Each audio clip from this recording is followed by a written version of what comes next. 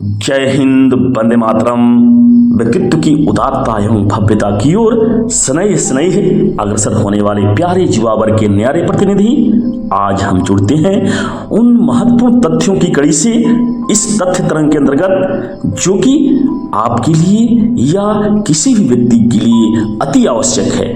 आपके व्यक्तित्व को उदात्त बनाने के लिए, आपकी क्षमता को अधिक सशक्त बनाने के लिए, आपके भावाभिव्यक्ति को प्रभाव उत्पादक बनाने के लिए जो जरूरी है वह है आज का सेशन। आज के इस सेशन में हम उन तथ्यों की कड़ी से जोड़ते हैं जो है शब्दों की शक्ति, पावर ऑफ वर्ड। आप देखेंगे कि पावर ऑफ वर्ड कितना है और कैसे हमारे दिमाग को प्रभावित करता है और कैसे हमें एक सशक्त, वैभवशाली शाब्दिक रूप से जुआ बनाता है, भावों की दृष्टि से और बोलने की दृष्टि से भी। तो आइए हम अविलंब जुड़ते हैं इस सेशन से कि वेदों के द्वारा भी क्या कहा गया है और हमारे मंतव्य से ये शब्द की शक्ति की क्या महत्ता है। तो आइए अविलंब जुड़ते हैं।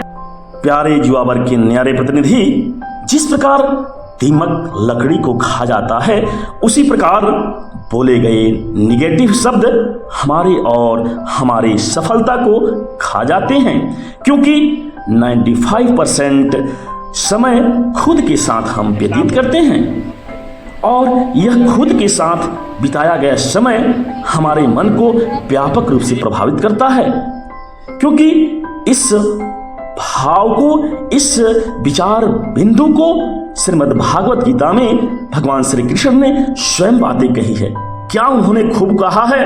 आइए हम एक श्लोक के माध्यम से जानते हैं कि उन्होंने इस संदर्भ में क्या अपना मंतव्य दिया है, जो कि हमारी सफलता के लिए बहुत ही जरूरी है। कहते हैं कृष्ण कि मन एव मनुष्याणाम कारणम बंध मोक्षयोः बंधाय विषयासक्तम मुक्त्यै निर्विश्यम अस्मृतम। अर्थात भगवान कृष्ण कहते हैं कि मन ही मनुष्य के बंधन और मुक्ति का कारण है। जिसने मन पर नियंत्रण कर लिया, मन को अपने काबू में कर लिया, वह जो है सो मुक्ति पा सकता है, जीवन की मुक्ति पा सकता है, अर्थात जीवन का सच्चा आनंद उसे मिल सकता है। मन ही मित्र, मन ही शत्रु है। जिसके बारे में सोचेंगे वही ज्यादा आकर्षित होता है। अर्थात अगर मन पॉजिटिविटी के बारे में सोचता है तो जीवन पॉजिटिविटी के बारे में चलने लगता है, और मन जब नेगेटिविटी के बारे में सोचता है तो मन, हमारा शरीर, हमारा दिमाग नेगेटिविटी की ओर बढ़ने लगता है। प्रॉब्लम क्या है, ये सोचेंगे तो प्रॉब्लम की ओर ही आकर्षित होंगे, और समाधान यदि सोचेंगे तो समाधान की ओर अग्रसर होंगे। तात्पर्य यह है कि आपको सोचने के तरीके में थोड़ा बदलाव करना होगा। अब से हम प्रॉब्लम नहीं, चैलेंज के बारे में सोचेंगे। सोचने के तरीके में थोड़ा सा ये बदलाव करते हैं तो हमें बहुत लाभ होगा। चैलेंज बोलते ही दिमाग ज़्यादा एक्टिव हो जाता है, ज़्यादा शक्ति उत्पन्न करने वाला ये बन जाता है, जिससे समाधान लेना आसान हो जाता है। क्योंकि बचपन से हमें चैलेंज शब्द सुनते ही उस काम को तीव्रता के साथ पूरा करने की मानसिकता हमारे अंदर बन जाती है। तो यदि हम किसी काम को पूरा करना चाहते हैं तो उसके बारे में चैलेंज लेकर के करें। प्रॉब्लम नहीं, चैलेंज से हम जुड़ेंगे। अगर हम दुखी मत हो तो भूलना नहीं, ऐसे नकारात्मक शब्दों को जगह भी नहीं देंगे। यदि दुखी मन भी हो तो भी हम नकारात्मक शब्दों को अपने अंदर जगह न दें, क्योंकि वह और नकारात्मकता हमारे अंदर पैदा करने लगती है। सदैव याद रखना है कि जैसे शब्दों का उपयोग हम करते हैं वैसे ही हमारे मन भी बनते हैं। शब्द को जिस रूप में हम ढालेंगे वो हमारे लिए उसी रूप में उतना ही लाभदायक होने लगते हैं। जैसे हवाई जहाज में एयर होस्टेज मौसम खराब होने पे घोषणा करती है जस्ट रिलैक्स। ये सुनते ही अलग ही हार्मोन रिलीज होना चालू हो जाता है, जिससे हमारे मन का डर कम हो जाता है। इसलिए जो सकारात्मकता है, जो पॉजिटिविटी है, उसका हमें सदैव इस्तेमाल करना चाहिए। अगर हम उद्धरण की तरफ अग्रसर होते हैं तो महान मुक्केबाज मोहम्मद अली जय रिंग में अगर चलते हैं तो उनकी बोल से ही रास्ते बनने लगते हैं।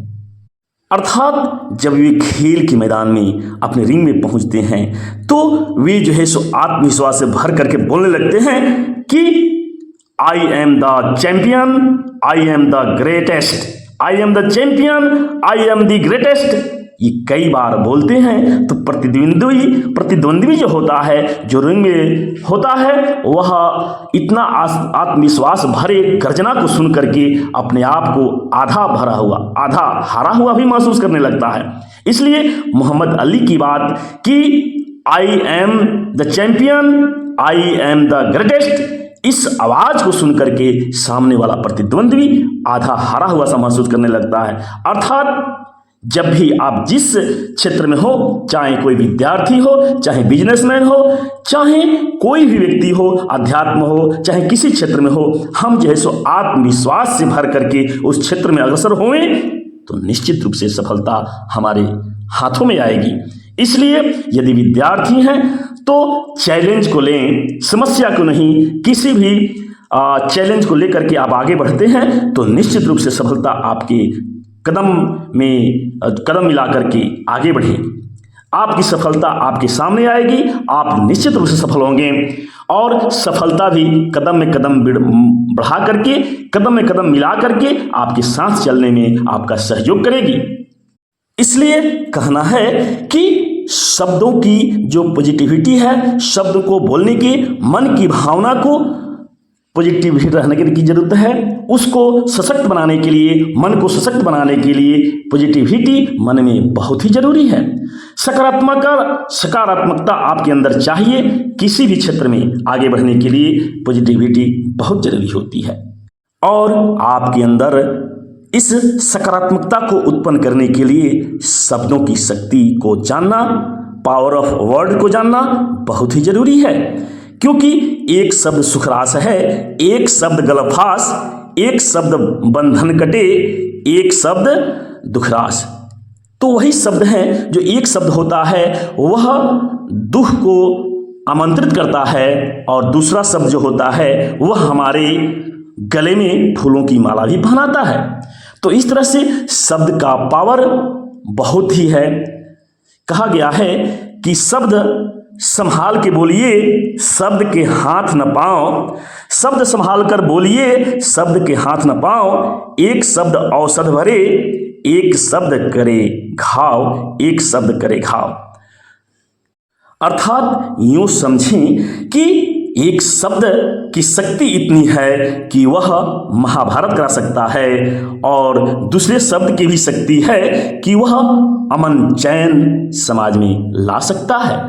तो ये शब्दों का पावर है, ये शब्दों की शक्तियां हैं जो कि हमारे मन को सही दिशा की ओर ले जा सकती हैं। इसलिए शब्दों की शक्ति को पहचानें और इसको पहचान करके ही शब्दों को धारण करें और अपने मन को सदैव सकारात्मकता की ओर अग्रसर करें।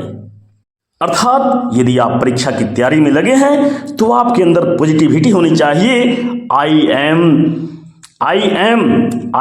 Power, I am rich, I am intelligent, I am strong, I am happy, I am healthy and wealthy, I am charming, I am successful, I am prosperous, I am money magnet, I am all kinds of positivity। तो इस प्रकार आप इस session में शब्दों की शक्ति की महत्ता क्या है और इससे होने वाले सकारात्मकता कैसे आती है, इस तथ्य से जुड़े। इसके लिए आपके अंदर जो भी भाव उत्पन्न हो कमेंट शेयर जरूर करें। अगले सेशन में मिलते हैं, तब तक के लिए जय हिंद, वंदे मातरम।